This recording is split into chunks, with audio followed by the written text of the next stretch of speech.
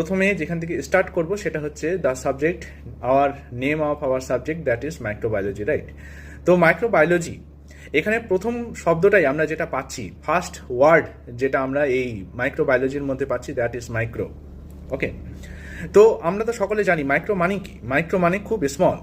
এবার এই খুব স্মল, ভেরি স্মল, এটার ডেফিনেশনটা আমরা কি করে ডিফাইন করব যে কতটা ছোট। এখানে মাইক্রো মানে কতটা ছোট জিনিসকে বোঝানো যাচ্ছে। তো সেই হিসেবে আমরা বলতে পারি এখানে মাইক্রো মানে এতটাই ছোট যে যেটাকে আমরা খালি চোখে দেখতে পাই না। কারণ এই মাইক্রো শব্দটা এসছে, অ্যাকচুয়ালি মাইক্রো শব্দটা এসছে একটা গ্রিক ওয়ার্ড থেকে, যেটার নাম হচ্ছে মিক্রস।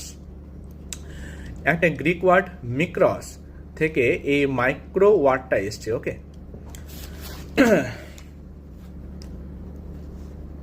এক সেকেন্ড।